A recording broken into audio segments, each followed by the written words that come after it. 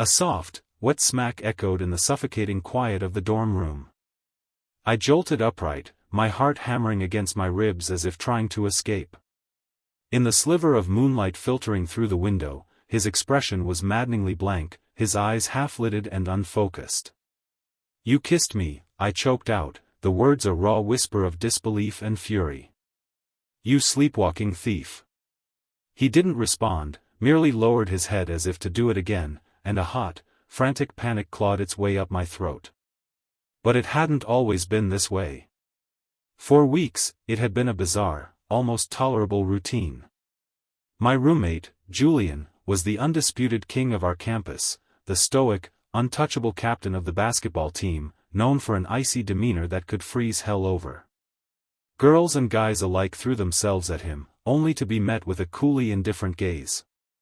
To me, he was just the aloof guy who shared my dorm, a roommate I exchanged maybe 5 words with a day. Until the sleepwalking started. Every night, like a ghost drawn to warmth, he would silently climb the ladder to my top bunk. The first time it happened, I'd nearly screamed, but his actions were so strangely gentle that I froze instead. Familiar arms would wrap around me from behind, his scorching chest pressing against my back while he littered soft, random kisses along my neck and shoulder. He was a human furnace, a clingy octopus with surprisingly calloused hands that would roam my waist with an unnerving possessiveness.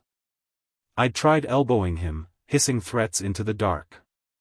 "Julian, sleepwalk all you want, but stop treating my neck like beef jerky." My protests were always met with the same vacant silence, the same persistent nuzzling.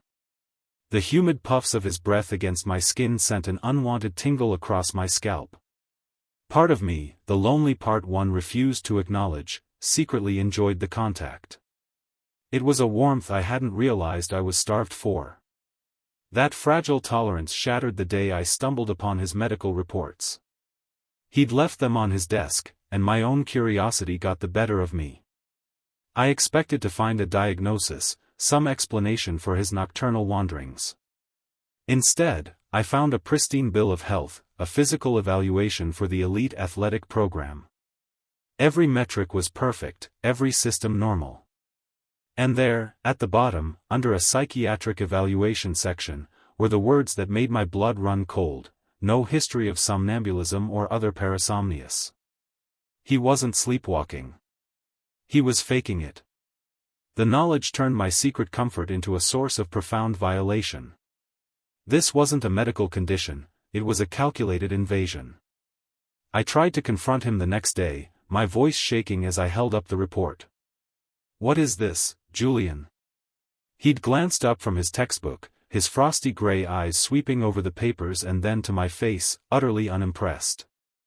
"My physical." "What about it?" "The part where it says you don't sleepwalk."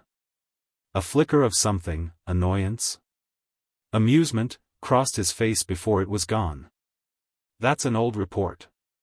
It developed recently." He turned back to his book, a clear dismissal. "Prove it," I challenged, my voice barely a whisper. He didn't even look up. "How? Want to install a camera? Be my guest. I'm sure the footage would be very popular." He had me cornered, and he knew it. The thought of explaining that footage, of my straight guy reputation imploding into a spectacle of pixelated, late-night cuddling, was mortifying. I dropped it, resigning myself to being his unwilling teddy bear. I learned to guard my lips and make sure my pajama bottoms were tied tight. But tonight, he broke the unspoken rules. That soft, deliberate kiss on the mouth was a declaration of war. "Get lost," I seethed, trying to shove him away. It was like pushing against a brick wall. While I'd been spending my nights gaming, he'd been sculpting a body made of pure, unyielding muscle. The strength difference was a joke. In a fluid motion, he captured both of my wrists in one of his iron grips, pinning me effortlessly. Panic, cold and sharp, surged through me as I remembered our other roommate, Mark, snoring soundly in the bunk below. "Julian, you son of a bitch, you're dead," I hissed through clenched teeth. "Let go of me right now, or I swear I'll kick you so hard you'll be singing soprano." His face was inches from mine, his breath scalding my cheek. A single, mumbled phrase slurred out, thick and drunken sounding. "Want a kiss?" I wanted to scream. I wanted to cry. Snap out of it. We're both guys. We're straight. If you do this, we're totally screwed. He just stared, that infuriatingly blank look plastered on his face. "Want a kiss?" he repeated, stubborn and relentless. I saw the night stretching out before me, a sleepless, wrestling nightmare, with a major exam waiting for me in the morning. Defeated, I surrendered. "Fine," I growled, my whole body tense with humiliation. "Fine. Do it, but make it quick. And hey. Absolutely no tongue." His eyelashes fluttered once, a slow, deliberate blink in the darkness. Then, he crashed his lips onto mine. The unwanted cure. The next morning, my lips were swollen and tender, a bruised testament to the night's surrender. I felt a phantom pressure against them, the ghost of his kiss a hot brand of humiliation. As I stumbled to the sink, our other roommate, Mark, eyed me from his desk, a half-eaten bag of chips in his hand. "Whoa, Leo," he mumbled through a mouthful of crumbs. "Rough night? Your mouth looks all red and puffy. You getting a cold sore?" My eyes shot to Julian, who was calmly tying the laces of his expensive running shoes by the door. I aimed a venomous sneer in his direction. "Got bit by a dog," I said, my voice dripping with acid. Mark's eyebrows shot up. "Seriously? What, in the dorm? Do you need a rabies shot?" "No," I replied, my gaze locked on Julian's back. He didn't even flinch. "I'll just make sure to bite back next time." "Huh?" Mark looked completely lost, but I didn't bother to explain. How could I? How could I admit that the campus heartthrob had pinned me down and stolen my first kiss, and then, breaking our one-sided treaty, had the audacity to try and use his tongue? I'd spent half the night fighting off that insidious invasion. Rubbing my still-burning cheeks, I swore a silent, vicious oath. Tonight, Julian would regret this, or my name wasn't Leo Vance. But my plans for vengeance were derailed by my own body's betrayal. An unexpected cold front had swept through campus, and the morning temperature plummeted. Shivering in my thin, worn hoodie during our morning lecture, I let out a violent sneeze that echoed through the quiet hall. The combination of stress, sleeplessness, and Julian's nightly disturbances had finally shot my immune system to hell. As I miserably sniffled into my sleeve, a shadow fell over my desk. A heavy black jacket, the kind from a premium outdoor brand that cost more than my entire semester's worth of textbooks, was dropped beside my notes. I blinked in confusion and looked up into Julian's impassive face. "You're cold," he stated, not asked. "Put this on." I stared at the jacket, then at him. My first instinct was to refuse, to throw his charity back in his face. But I was freezing, and a spiteful thought cut through the pride: he owes me.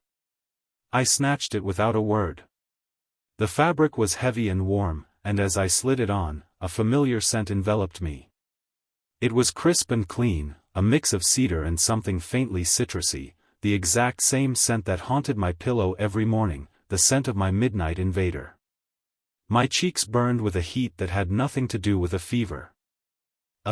Thanks," I mumbled, the words tightening in my throat. "Don't mention it," he replied, his tone as cold and detached as ever.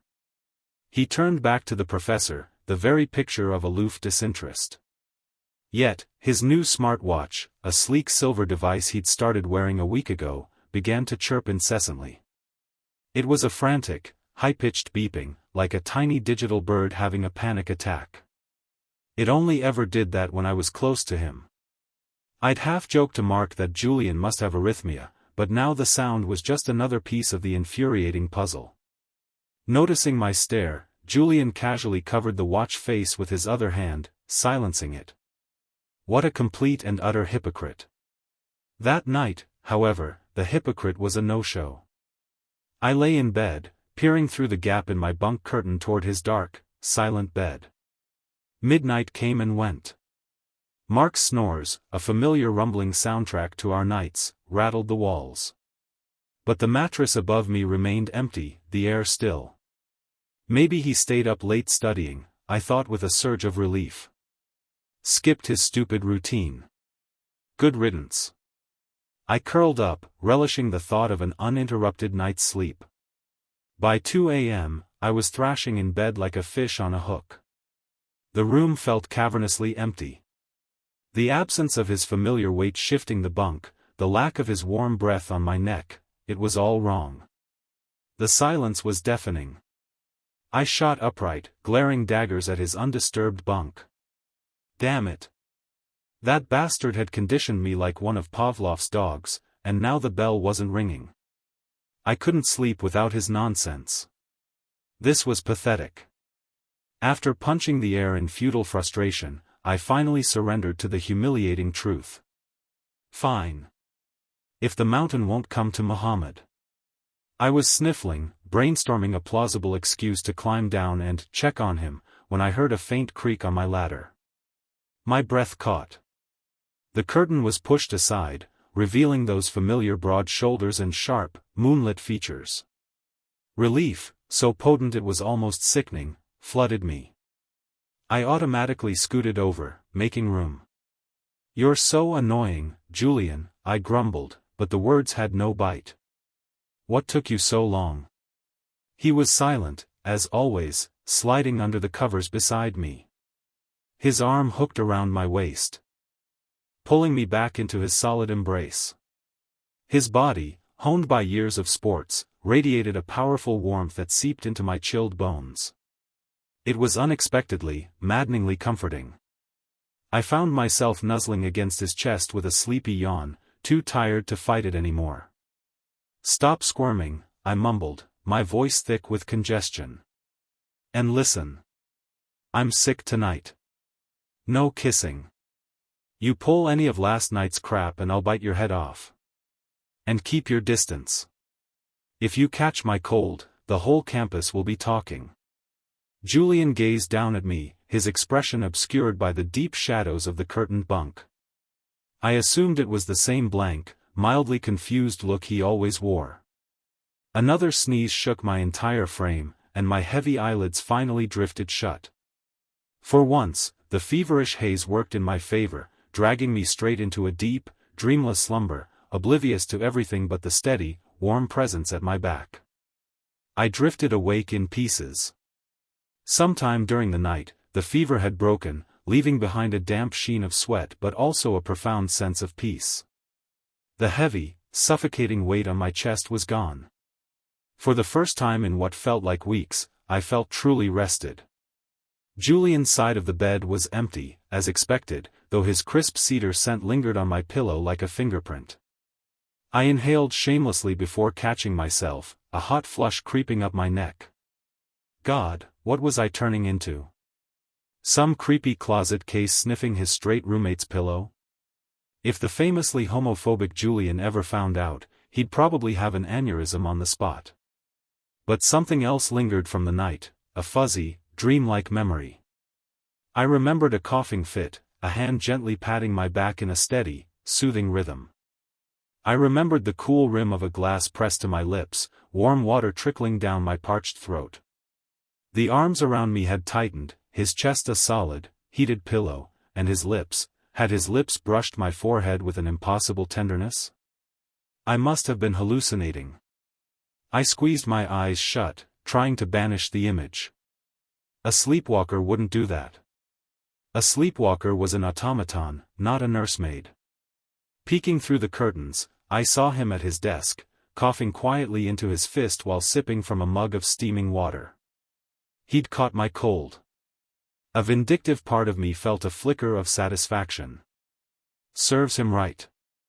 Even with his family's obscene wealth, the guy lived with a monk-like discipline, early morning showers, pre-class reading, that stupid watch constantly monitoring something. I hesitated for a moment before calling his name. "Julian." He glanced up, those frosty gray eyes meeting mine. Instantly, his wristwatch erupted in that familiar, urgent beeping. The question about his cold died on my tongue. "Are you having heart problems or something?" I asked instead, nodding toward the frantic device. "That alarm is going to drive me insane." He paused mid-sip, his expression unreadable. "My apologies for the disturbance." Without another word of explanation, he began silencing the device, his fingers moving with brisk efficiency across its screen. The beeping abruptly stopped. Throughout the entire exchange, his composure was flawless. He showed no sign of surprise or irritation. His relaxed posture could have been a pose for a high-fashion magazine. "It won't go off so easily again," he said coolly. "Good." I pressed my lips together, forcing a dry laugh before heading to the bathroom. Heart problems by day, sleepwalking pervert by night. Julian had more issues than a math textbook. After mechanically getting ready, I grabbed my books and headed out for my mandatory English reading session with Mark. Julian, of course, didn't have to go. He'd aced the college entrance English exam with a near-perfect score, earning him an exemption from all freshman language requirements. We'd both gone through the same 9 years of compulsory education, so how was the gap between us so vast? The resentment made me curse his name internally every time I dragged myself to these godforsaken morning sessions. But today, my resentment was overshadowed by a gnawing suspicion. As we walked, I found myself complaining. I swear, Julian's weird nightly habits finally made me sick. Mark, who was usually absorbed in his phone, suddenly paused mid-step. He glanced at me, then away, then back again, hesitating like a fox eyeing a henhouse. Finally, he blurted out, "Dude, funny you should mention last night. I think I saw him climb onto your bed." My entire body went rigid. "You saw him? What did you see?" "Well, at first, I thought I was dreaming," Mark continued, rubbing the back of his neck. "I woke up to get some water, and I saw him coming down your ladder. But then he went to the sink, filled a glass, and he climbed right back up. It sounded like he was whispering to you, trying to get you to drink it." My expression turned to one of pure horror. "He was taking care of me."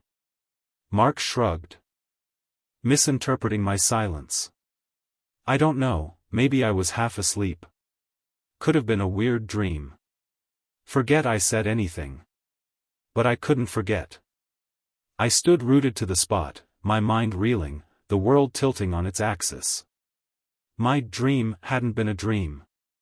Fetching water, coaxing someone to drink, offering comfort, a sleepwalking Julian wouldn't do that. A conscious Julian would. But why? To mess with me? To bully me in some bizarre, intimate way? Unless, no. The idea was preposterous. This was Julian, the guy who visibly recoiled when other guys got too close, the icon of untouchable heterosexuality. The pieces didn't fit. A wave of cold dread washed over me, and I instinctively clutched my backside as if to protect it. My thoughts cycled from white-hot rage to sheer panic. Should I storm back to the dorm and punch him square in his perfect, lying face? No, violence solves nothing. Maybe spike his protein shake with laxatives? Let him spend a day sprinting to the bathroom. The image was tempting, but after fuming silently, I ultimately settled for seething. I was a non-confrontational coward at heart. Besides, what could I really do?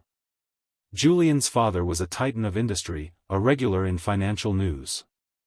My household registration document listed only one name, mine. No family, no connections, no safety net. You don't pick a fight with a guy who could crush you without even noticing. But first, I needed to be absolutely certain. I needed to know if I was losing my mind or if he was the most brilliant, sadistic actor I'd ever met. After class, I returned to the dorm weighed down by a suffocating anxiety. The moment I stepped inside, I found Julian sitting at his desk, as if he'd been waiting. Hearing my footsteps, he turned his head, and his gaze locked onto mine. Those dark, unreadable eyes. Those faintly disdainful features. That icy, impenetrable aloofness. Before, I would have assumed I'd somehow pissed him off. Now, seeing that look, a different kind of fear seized me, and I scrambled onto my top bunk like a startled squirrel, seeking refuge in my tiny, curtained world. The calculated confession. My frantic evasion lasted until nightfall. I stayed holed up in my bunk, pretending to study, my heart thumping a nervous rhythm against my ribs every time Julian moved. After lights out, the dorm plunged into a tense, expectant darkness. Mark's snores rumbled on schedule, a comforting, mundane sound in the charged atmosphere. I lay in bed, scrolling aimlessly through my phone, my thumb swiping over the screen with trembling energy. Then, it happened. The subtle, familiar shaking of my mattress. He was back. He climbed the ladder with a practiced, silent ease, settling behind me and wrapping his arms around my waist. His lips brushed my neck, his warm breath scalding my ear, annoyingly clingy and impossibly distracting. For a moment, my body reacted on instinct, a part of me wanting to melt into the familiar embrace. But tonight was different. Tonight, I was a scientist, and he was my specimen. Instead of elbowing him away, I slowly, deliberately, turned to face him. In the dim glow from the hallway light, his face was slack, his jaw slightly agape, his expression utterly vacant. It was a flawless performance. If this was an act, he deserved an Oscar. "Julian," I whispered, my voice barely a tremor in the quiet room. No reaction. His eyes remained half-lidded, unfocused. Hesitating for a second, I gathered my courage. I reached out and pinched his cheek, hard. I yanked my hand back, bracing for a swat, a curse, some flicker of retaliation. Nothing. He didn't flinch, didn't protest, didn't even furrow his brow. He just continued his slow, mechanical nuzzling against my shoulder. My heartbeat steadied. Maybe Mark was dreaming. Maybe I was just paranoid. I decided to escalate the experiment. I balled my hand into a fist and faked a punch, stopping just an inch from his nose. I watched his eyes closely. There wasn't even a reflexive blink, just that same steady, unnerving emptiness. He was the very picture of textbook sleepwalking. I let my arm drop, a wave of dizzying, conflicting emotions washing over me. Relief, disappointment, confusion. After a long pause, I did something incredibly reckless. I leaned in and impulsively kissed his cheek. Still nothing. Fine. No risk, no reward. It was time for the final, definitive test. Steeling myself, I pressed my lips to his. They were soft and unresponsive. Shamelessly, I murmured against his mouth, the words tasting like a lie and a prayer. "Julian, I like you. I think I'm crazy about you. If you were awake right now, we could actually be together." I pulled back, studying his face intently. Any hidden agenda, any secret triumph, would have to reveal itself now, right? A smirk? A flicker of amusement in his eyes? But there was nothing. Julian's expression remained as blank as a fresh sheet of paper, his eyelids at a perpetual half-mast. After endless prodding and provocation, I had received zero response. Textbook deep sleep somnambulism. Clutching my phone, I let out a long, slow sigh. I'd exhausted every diagnostic trick I could think of. He'd passed every test. My feverish brain and Mark's sleepy imagination must have cooked up that whole water-fetching scenario. There was no way. No way this elite, golden boy, poster child for heterosexuality was secretly orchestrating this elaborate, nightly charade to grope his male roommate. Impossible. Absolutely impossible. Relief, pure and simple, washed over me. A giddy smile spread across my face. I snuggled back into his arms with a contented yawn, feeling safe and foolish all at once. And as I closed my eyes, I completely missed the dark flicker of triumphant amusement that finally sparked in his half-lidded eyes. In the weeks that followed, my relationship with Julian in the dorm became subtly, irrevocably complicated. The casual nods between ordinary roommates were now fraught with my personal awkwardness and guilt. I found myself projecting my nightly irritations onto his daytime persona, shooting him resentful glares for things his sleeping self had done. Yet, Julian remained unfazed, his cool demeanor occasionally broken by small, almost imperceptible acts of kindness. He'd leave an extra coffee on my desk on mornings I had an early class, or toss me a protein bar when I skipped lunch. It was confusing, blurring the lines between the cold, distant roommate and the gentle, clingy sleepwalker. My initial discomfort with his nightly visits gradually morphed into acceptance, and then, shamefully, into dependence. I couldn't fall asleep if he arrived late. His flirtatious antics, the way he'd trace the shell of my ear with his thumb or bury his face in my hair, still left me blushing furiously in the dark. More than once, I'd shoved him away and scrambled down the ladder to splash cold water on my face in the bathroom, trying to cool a physical reaction that felt fundamentally wrong. We were both men. How could I be developing these urges, this emotional dependency, on another guy? I understood what this attachment implied, and it terrified me. I tried to suppress these uncontrollable feelings until news broke that Julian would be representing our department in an out-of-town basketball tournament. He would be gone for nearly a week. Suddenly, my internal conflict evaporated, replaced by sheer, unadulterated panic. How was I going to sleep without him? The anxiety was a lead weight in my stomach, distracting me throughout my classes. Returning listlessly to the dorm that afternoon, I found a familiar manila envelope on my desk. "Mark, did you put this here?" The gaming enthusiast barely glanced up from his screen. "Oh, yeah. Those are Julian's tournament physicals. He's at a training camp across town. Asked me to deliver them, but I got a notification for a raid and just tossed them there. Just put them on his desk or whatever. Since when do tournaments require such detailed physicals?" I muttered, flipping through the documents despite myself. Height, 6 feet 2 inches. Weight, 185 pounds. No medical history. Normal organ functions. Healthy heart. Then why does his smartwatch beep like a bomb about to go off? Bored, I skimmed to the final section, mental health evaluation. I chuckled. Since when did they give athletes psych exams? To prevent mid-game meltdowns? My amusement died a sudden, violent death as one line of text froze my blood and stopped my heart. Assessment result: subject exhibits no signs of sleepwalking, sleep-talking, or other related parasomnias. The rustle of the papers was the only sound in the room as they slipped from my nerveless fingers, scattering across the floor. I collapsed onto my bed, the springs groaning in protest. A roaring filled my ears, a chaotic symphony of fury and mortification. Reality, which had felt so flimsy and uncertain, now crashed down on me with the force of a physical blow. He had been deceiving me all along.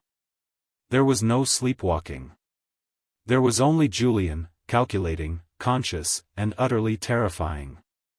All those nights, every touch, every whispered breath, had been a deliberate act. The most infuriating part was that he'd used this twisted, intimate lie to flirt with me, to shamelessly explore my boundaries while I was convinced he was an innocent automaton. But the humiliation was worse.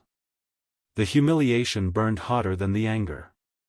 All my late-night confessions whispered into the dark, my petty complaints about professors, my secret fears about the future, he had heard them all. He'd felt the way my cheeks flushed when he kissed me, the way my body went pliant under his touch. He'd witnessed, from a front-row seat, my gradual, terrifying shift in sexual orientation. He'd probably catalogued every single change, every faltering defense, like a biologist studying a specimen.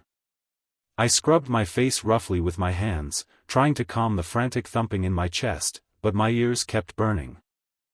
I'd always thought of Julian as a homophobic straight guy. During our freshman military training orientation, he'd become instant campus royalty with his model-like looks. I remembered watching as seniors from the arts department confessed their feelings to him, showering him with attention, even chasing him back to our dorm. The memory of his disgusted expression, the way he'd physically recoiled from their advances, was seared into my brain. So, he was gay after all. Not just gay, but exceptionally good at hiding it. And he had targeted me from the very start. He'd plotted his moves, laid the groundwork, and finally trapped me in his fake sleepwalking routine. That goddamn smartwatch didn't beep because of a heart condition. It beeped because he wanted me. Because he got excited around me. The shameless, horny bastard. Fuming, I snatched my phone and stabbed at the screen, pulling up his contact. Hey. JPG. I attached a photo of the damning medical report. The supposedly busy athlete replied instantly. What's up? My thumbs flew across the keyboard, drafting a furious, multi-paragraph tirade, cursing him for a manipulative, deceitful predator. But just before I hit send, I paused. No. If he wanted to play games, I would play better. Exposing him now would be too easy, too clean. I wanted to watch him squirm. I wanted to see him slip up himself. Then, and only then, would I claim the moral high ground and detonate this whole situation. Backspacing furiously, I typed a new message. Nothing. Saw this and thought of you. Good luck at the competition. Thanks. When I didn't reply, he texted again. Leo, why are you still awake? It's late. I feigned innocence, my fingers dancing with newfound cunning. Can't sleep. You know how it is. When are you coming back? Why? No reason, really. Just wondering if I should leave the door unlocked for my sleepwalking roommate. The jab was subtle, but it was there. A long pause. Probably not tonight. Training runs late. Then we leave for the regional match tomorrow morning. Okay, then. Break a leg. Thanks. Another pause, longer this time.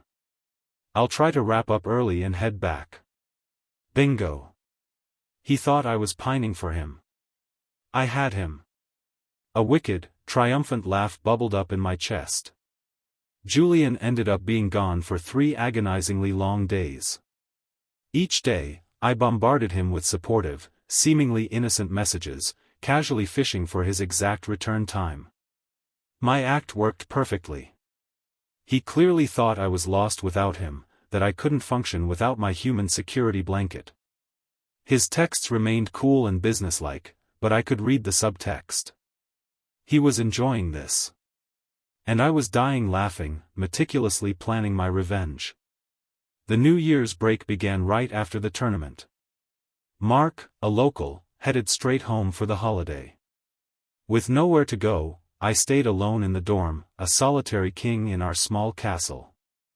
Late that night, I was dozing when I heard the dorm room door open. He didn't turn on the lights, moving with a familiar stealth as he quietly tidied his things and then slipped into the bathroom for a shower. Soon after the water stopped, I heard the faint creak of his bunk. I rolled over, my heart beginning to race with anticipation.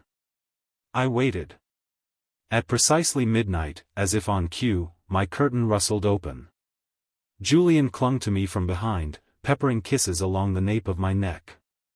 This time, I didn't resist. I turned to face him, my expression deliberately soft, my voice a breathy whisper. Kiss me.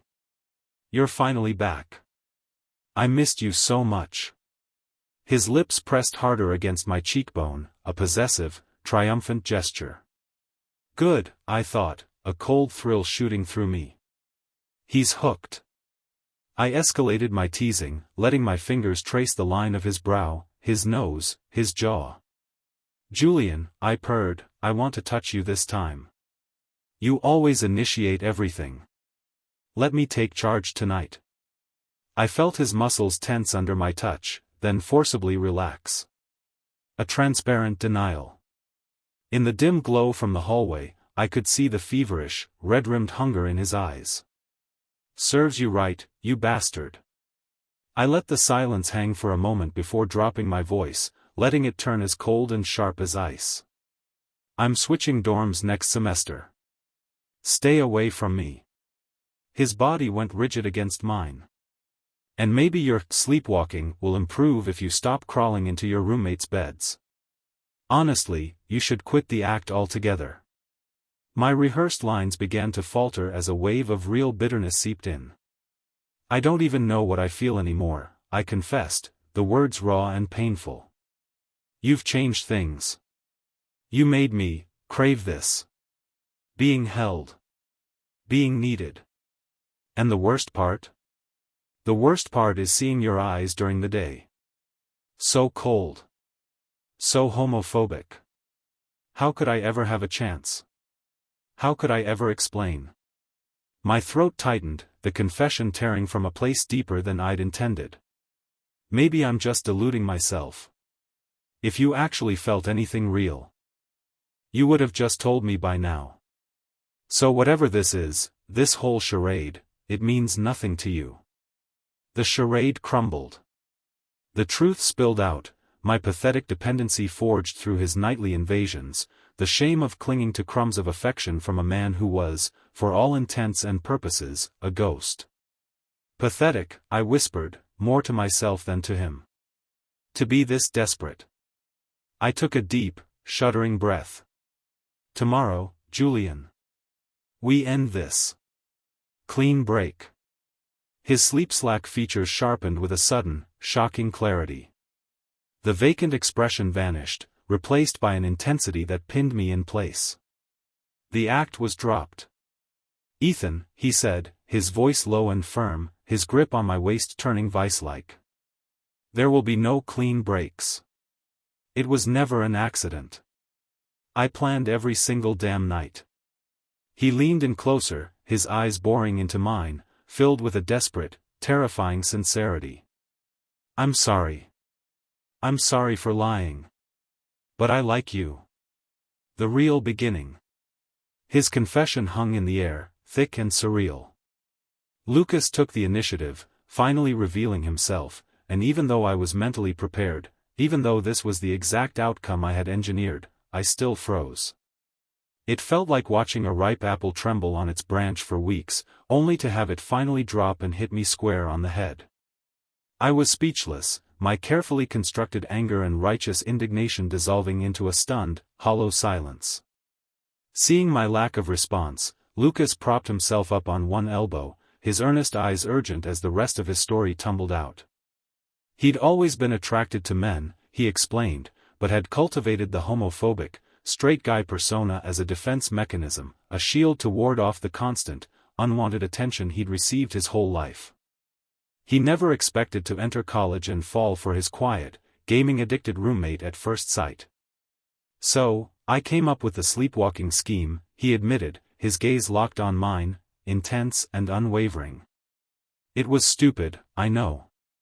And cowardly. But it was the only way I could think of to get close to you, to hold you without you running away." He swallowed hard. "Since you don't seem to completely hate it, could you give me a chance? A real chance to pursue you, out in the daylight?" There was something profoundly bizarre about seeing the untouchable campus king kneeling humbly on my bed, his carefully maintained mask of aloofness shattered, begging me for an opportunity. And honestly, it felt pretty damn good. I blinked, feigning a composure I didn't feel. "I'll think about it." The tentative answer wasn't a rejection, and Lucas's entire face lit up like sunrise over the quad. From that day on, the sleepwalking stopped. I regained my normal sleeping routine, yet strangely, I didn't miss his nightly visits. Because now, Lucas occupied exponentially more of my waking hours. We ate every meal together, walked to classes side by side. I started going to his basketball games, handing him a water bottle during breaks, our fingers brushing in a way that sent a jolt through me. We'd binge-watch movies in the common room, his shoulder pressed against mine. When admirers, male or female, approached to confess their feelings, he'd reject them instantly and politely before turning to me, a silent, questioning look in his eyes, seeking my approval. Those cool, handsome eyes now held only my reflection, making me feel seen and cherished in a way I hadn't realized I was starved for. It was nice. So nice that I began to dream of what was next, of an actual campus romance with this golden boy who had, against all odds, chosen me. Then came the day after finals. I was heading off campus to look for a winter break job. My scholarships covered the basics, but I needed to earn my keep. Unlike classmates who received monthly allowances from their parents, my only safety net was myself. It was a financial reality I wore openly, but the insecurity it bred was a constant, low hum beneath the surface of my life. As I reached the campus gates, a middle-aged woman with a thick rural accent intercepted me, grabbing my arm with a startling familiarity. "Leo. Why won't you answer Auntie's calls? I've been worried sick about you." I yanked my arm free, my voice cold. I already relinquished my claim on Grandpa's house. "What else do you want from me?"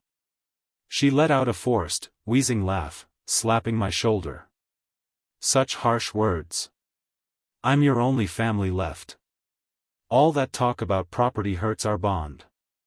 I stared at her, stonily. Childhood memories, sour and bitter, resurfaced. This aunt had played nice when my parents were alive. But after their accident, when my grandfather wanted to take me in, she'd fought it fiercely. Only under his insistence did she reluctantly allow me to register for school under her household, nickel-and-diming every expense while her son made my life a living hell. When Grandpa lay dying years later, trying to leave me his small home, she had snatched the deed right from his weakening hands. I was sent to an orphanage shortly after and had been on my own ever since. The day I came of age, I'd been forced to sign away any inheritance rights just to transfer my registration and cut ties with her for good. The feeling of being cherished and cared for by Lucas was so new because I hadn't experienced it in a very, very long time. "Look at you, all high and mighty with your college education," she sneered when I didn't respond. "If there's nothing else, I need to get to work," I said, turning to leave. That's when she panicked. "Actually, your cousin is getting married. The bride's family is asking for 30,000 yuan in betrothal gifts. I don't have it. Could you help me out?" I laughed, a harsh, humorless sound. "Do I look like I'm made of money?" Her face twisted. "What about your parents' death compensation? That money is still there, isn't it?" My expression turned to ice. "The payout is tied up in legal battles. I have no money. Now if you'll excuse me." As I walked away, she grabbed my arm again, her face contorted with rage. "I raised you, fed you, clothed you. And now you won't even help your family? Has a dog eaten your conscience, Leo?" Her farm-worked hands were strong, her nails digging into my skin. The commotion drew curious looks from passing students. She escalated, throwing herself on the ground and wailing. "Assault. A college student is assaulting his poor old aunt. I'm calling the police." I was trying to shake her off when a basketball came flying through the air, smacking squarely into her gripping hand. She yelped and recoiled. I turned in confusion to see Lucas striding toward us, his face a mask of cold fury. He stepped directly between us, shielding me. "What do you think you're doing?" His voice was dangerously low. His presence momentarily stunned her, but she quickly resorted to her old tricks. "He hit me. His friend hit me. There's no justice." "Lucas, get out of here," I urged, pulling at his arm. He glanced down at the red marks her nails had left on my skin, his expression deadly serious. "Don't be afraid, Leo. I'll handle this." When the police arrived, Lucas calmly and articulately dismantled her story, pointing out inconsistencies and her history of harassment. They reprimanded my aunt and warned her to stay away from me. She left, sputtering threats. I knew she'd be back, but for now, I had bigger things to worry about. Lucas had stayed by my side the entire time. He had heard everything. We walked back to the dorm in a heavy silence.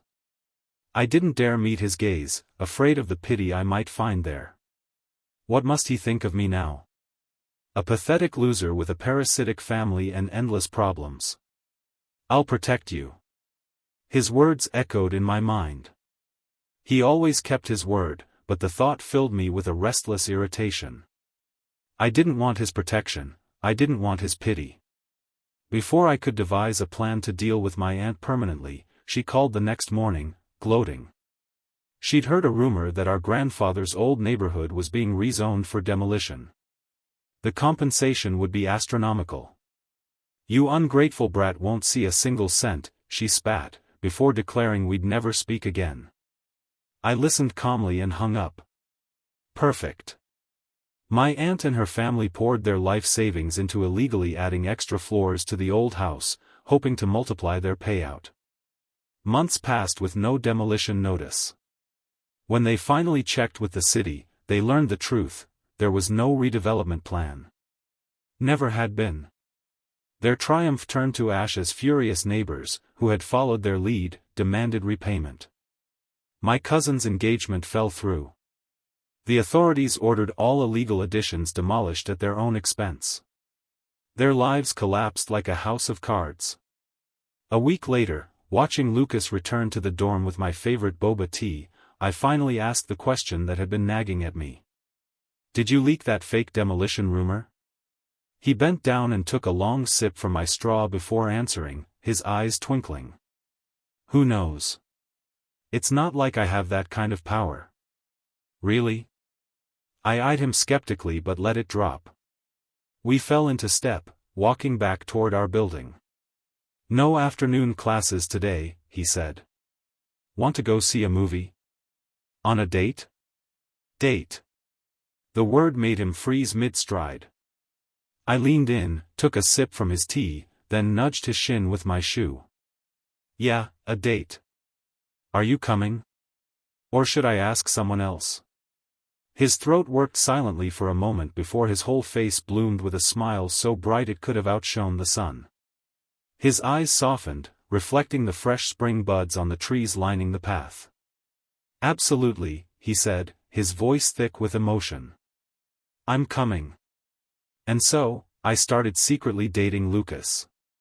He resumed his nightly ritual of climbing into my bed, but now, he was fully conscious, and so was I. Now, there were no blank stares.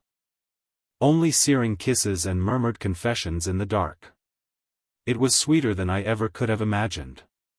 We were two parts of a whole, a secret shared in the quiet intimacy of a curtained bunk bed, a love story that had started with a lie but was finally becoming real.